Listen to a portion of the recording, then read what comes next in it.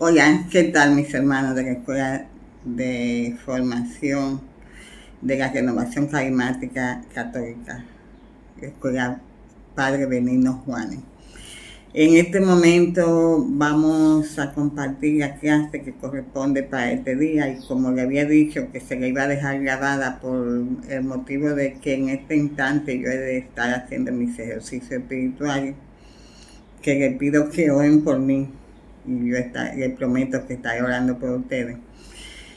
Vamos a iniciar como acostumbramos a hacerlo con oración, como siempre lo hemos hecho.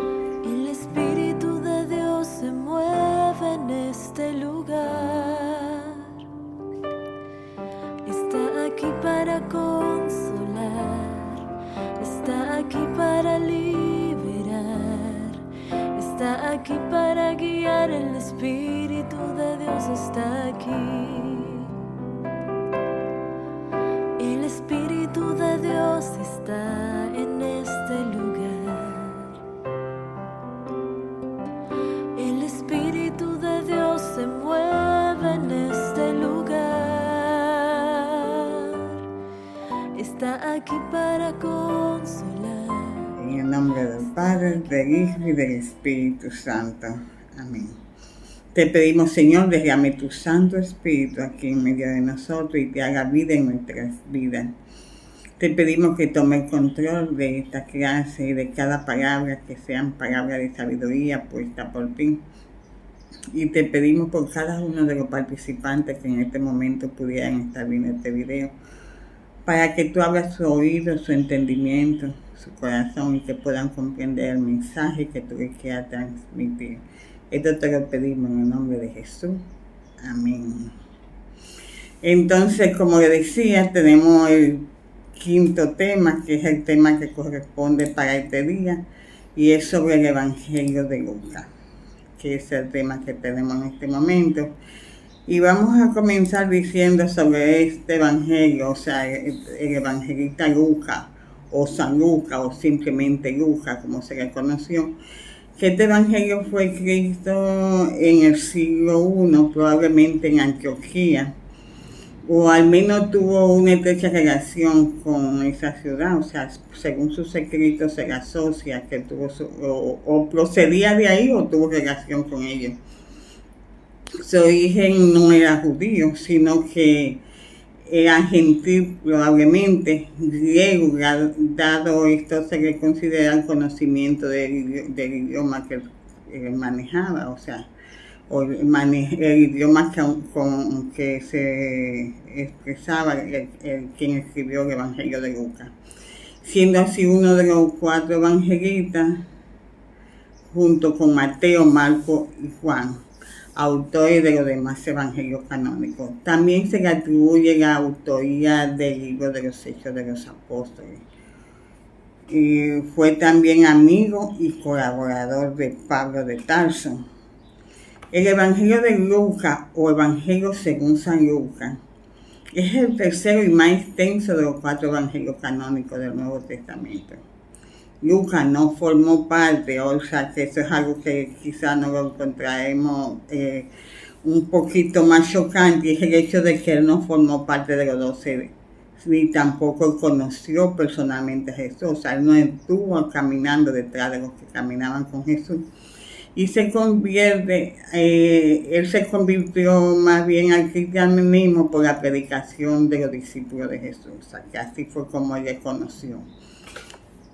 La obra que se atribuye fue escrita alrededor de los años 80-85 después de Cristo, fuera de Palestina.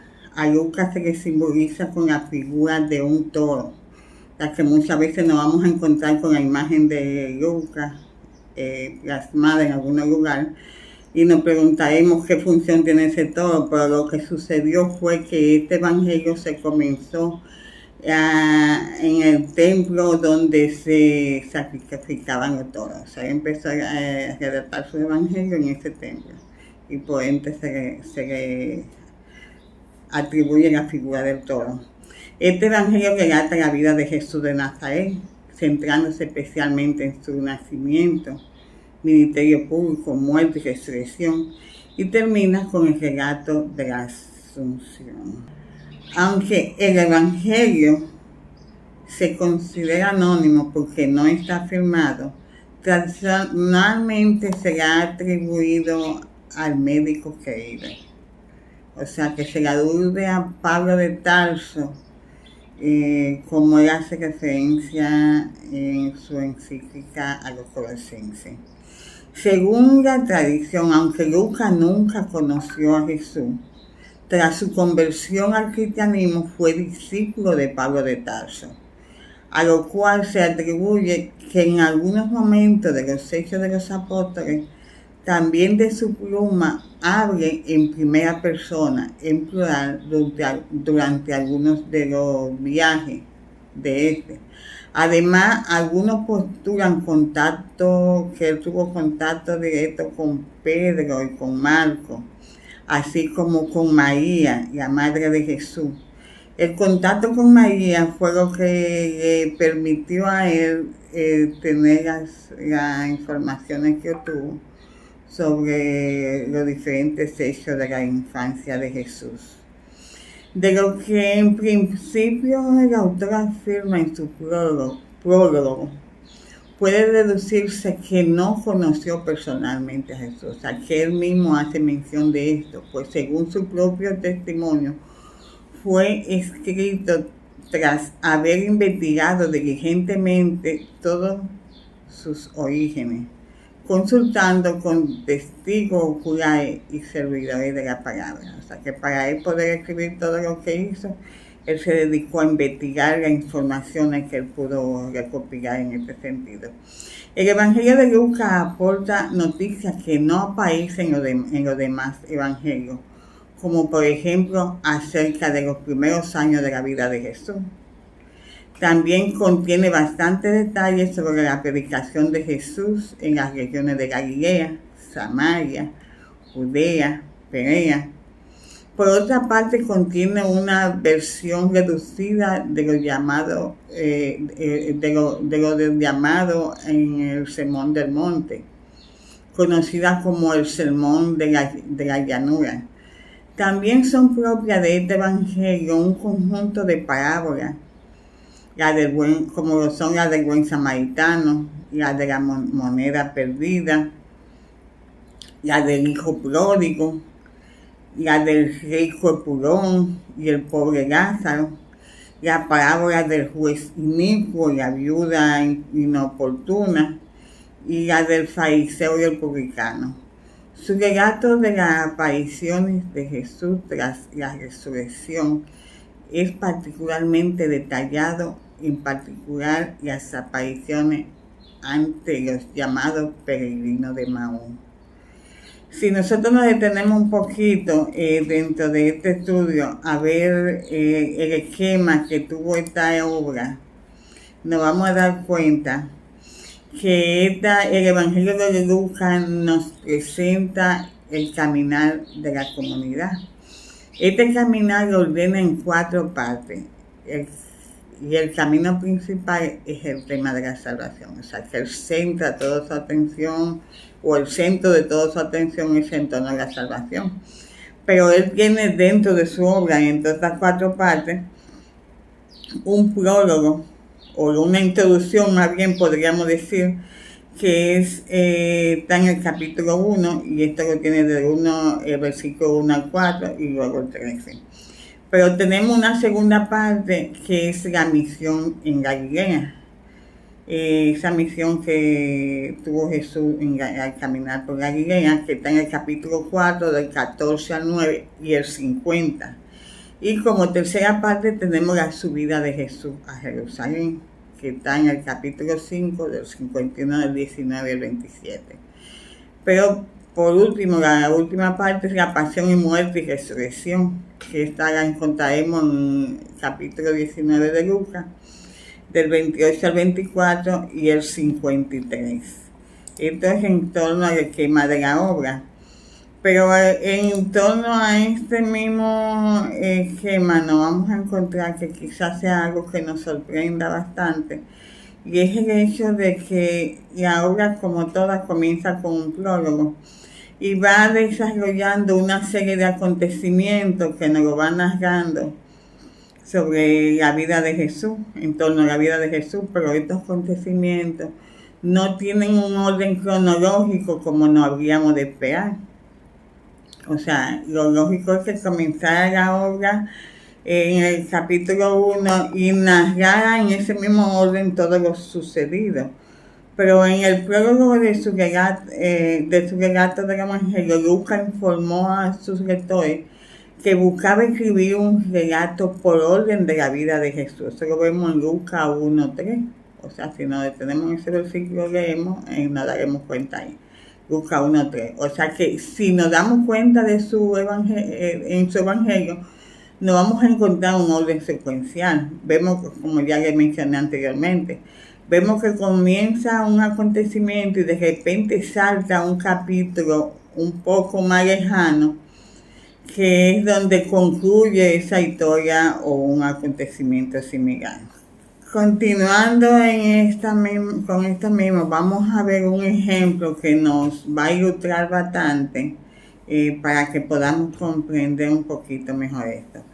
Tenemos en Lucas 3 que nos brinda una indicación de que, nos da una indicación que nos puede ayudar para que veamos que el relato ordenado no es una secuencia estricta en este evangelio.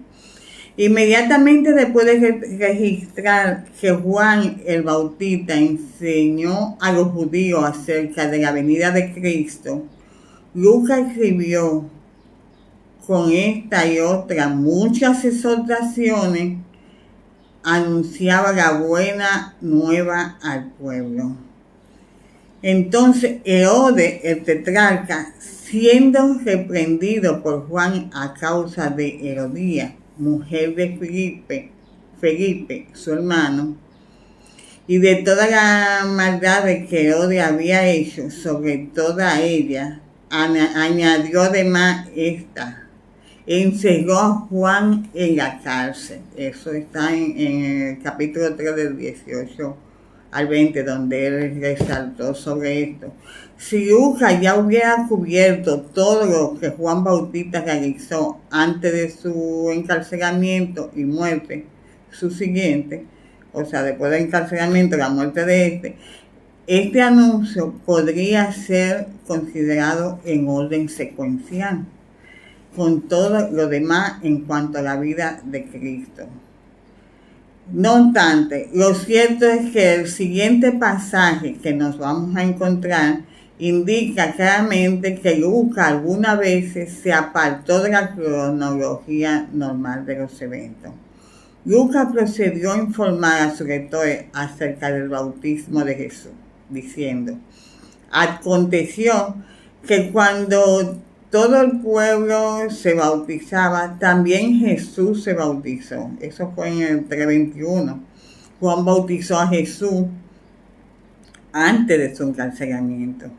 Esto nos lo hace resaltar o nos lo hace notar Mateo en el capítulo 3, 1:17, y Juan, Mateo y Juan en el 1:29-24. Pero Lucas resalta el encarcelamiento de Juan antes del bautismo de Jesús. Aunque Lucas no indica por qué mencionó este evento antes de lo que se esperaba, el relato de Lucas todavía está caracterizado por el orden y la lógica. Parece que Lucas simplemente quiso apartar a Juan de su escena antes de enfocarse en el ministerio de Cristo. Lucas menciona a Juan otras pocas veces en su narración, pero la historia del ministerio activo de Juan como un hombre libre termina aquí. O sea que él dio por concluido todo lo que tenía con Juan ahí y simplemente lo redactó de esta manera. O sea, no lleva la secuencia, y esto lo vemos en este caso, pero hay otros tantos casos que podríamos mencionar donde nos hace notar situaciones similares. Tenemos dentro de lo que es el tema también lo que son las claves de lectura. Dentro de la clave de lectura, lo que nos vamos a encontrar es que, tomando como base lo que es la historia de la salvación, la situación de la comunidad y su intención, Lucas nos presenta que hay varias claves de lectura, como una de ellas es la salvación. El tema de la salvación es el hilo conductor de todo el Evangelio, donde nos resalta a Jesús como el portador de la salvación para los hombres y mujeres. Y Lucas describe la acción salvadora de Jesús constantemente en su Evangelio. Cuando él hace mención de que para Jesús la salvación es conservar la vida, salvación la curación de un endemoniado, Jesús resucita a la hija de Jairo.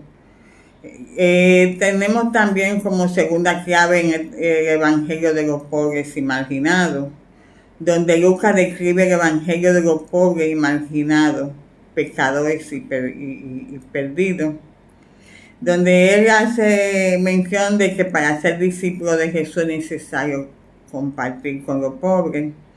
Y también los destinatarios de la misión de Jesús son los pobres. Tenemos como tercera clave de lectura es el Evangelio de la fraternidad e igualdad entre hombres y mujeres. Jesús se manifiesta muy atento a las mujeres. Las mujeres son discípulas de Jesús y proclaman el reino de Dios. Las mujeres son imagen del Padre.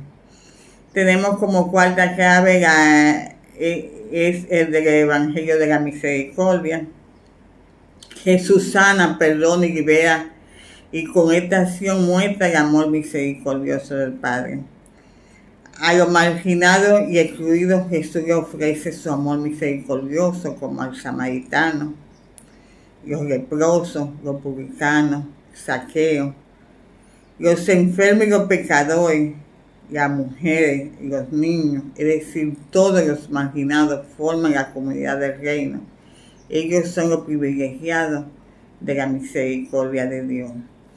También dentro de este tema nos encontramos con el hecho de que el Evangelio de Lucas es el Evangelio de las mujeres.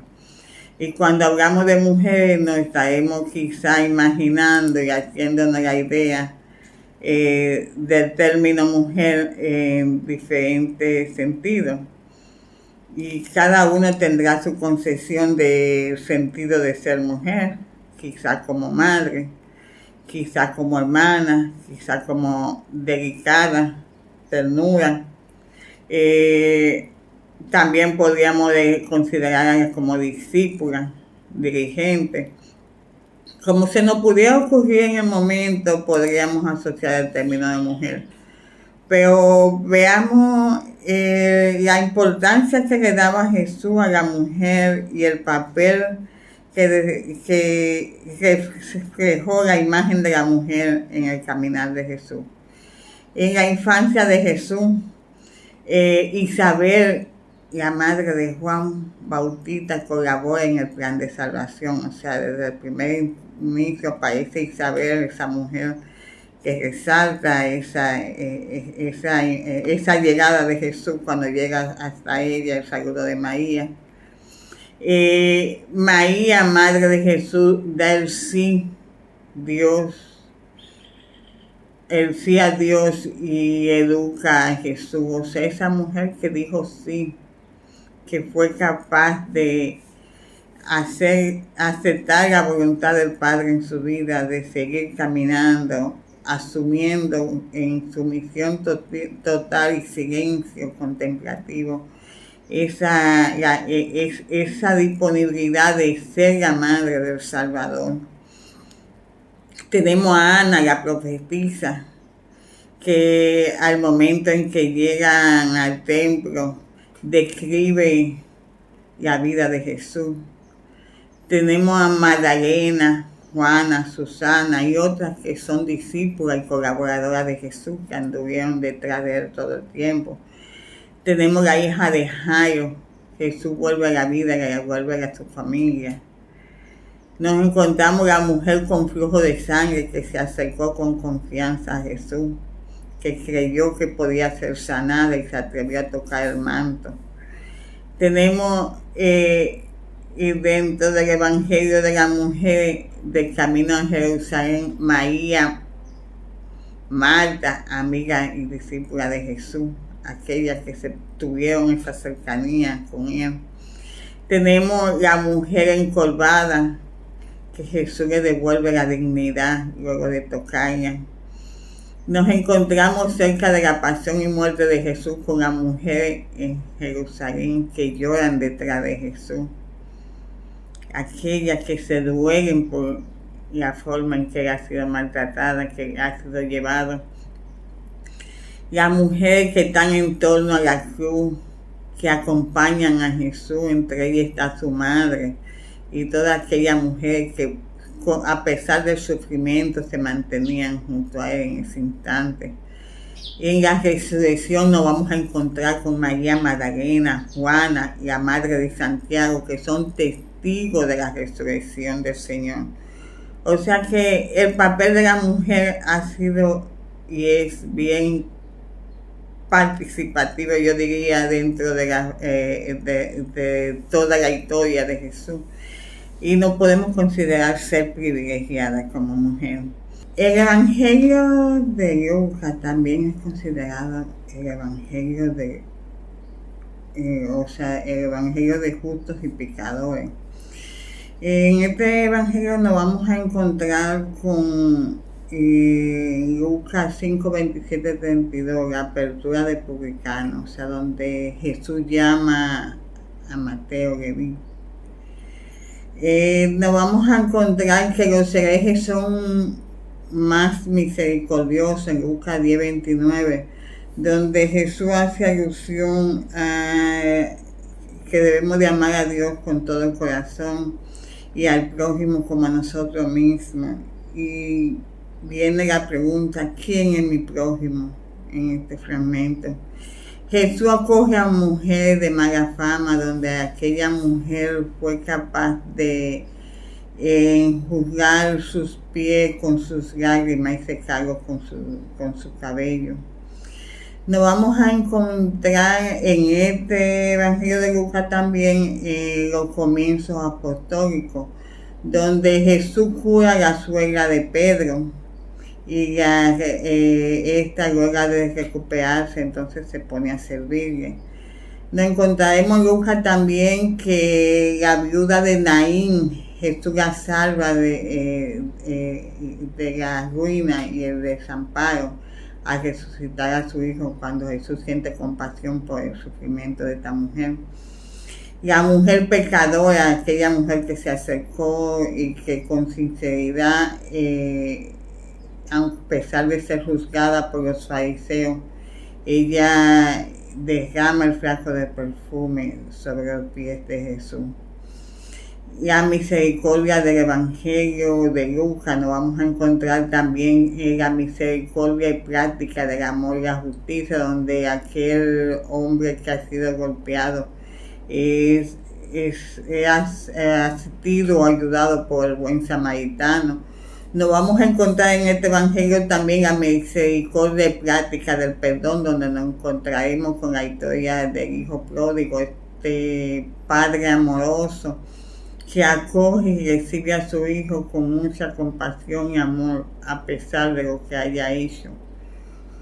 Nos vamos a encontrar con la misericordia, escuchar el grito de los marginados, donde Jesús se acerca a tantos que necesitan ser acogidos, que necesitan que de alguna manera recibir la compasión, la cercanía de Jesús para ser sanados, para ser liberados, pero que en todo momento encuentran esa mano amiga de Jesús. Entonces hasta aquí prácticamente llegaría lo que es el tema de hoy, que es sobre el Evangelio de Lucas. Y como le comenté al final, le dije que dejaría algunas preguntas Sobre esta pregunta que ustedes encontrarán al final del video, necesito que por favor completen, voy a hacer mención de cuáles son. Menciona y comenta sobre la clave de lectura que nos resalta el tema, o sea, la clave de lectura que están dentro de este tema. Ustedes van a mencionar cuáles son y van a comentar sobre ella. Según Lucas, en la segunda, ¿a quiénes excluyó Jesús y quiénes son los excluidos en el ambiente en que nos toca vivir? Y la tercera, ¿qué entendemos por misericordia y cuáles son esos actos de misericordia que más resalta Lucas? Van a completar, como le dije anteriormente, y me van a enviar a mi WhatsApp personal, por favor, no al grupo, a mi personal o al correo, que ustedes lo tienen todo. Y en la medida en que yo vaya recibiendo, yo le voy a ir tomando la asistencia. Los que no me enviaron nada, entiendo que no estuvieron presentes en esta clase. Le agradezco a mis hermanos por su participación y por su comprensión. Entonces nada, concluimos con esta clase en el día de hoy dándole gracias al Señor. Te damos gracias, Señor, por tu inmenso amor, te damos gracias por tu presencia, te damos gracias porque tú te empeñas en mostrarnos tu amor a través de cada una de las cosas que suceden en nuestro entorno. Gracias por permitirnos conocerte y gracias por estas palabras que van llegando a cada uno de nosotros, que nos abren el entendimiento del corazón para poderte amar más. Gracias, mi Señor. Nos vemos, mis hermanos, en la próxima. Que tengan un feliz resto del día. Dios les bendiga.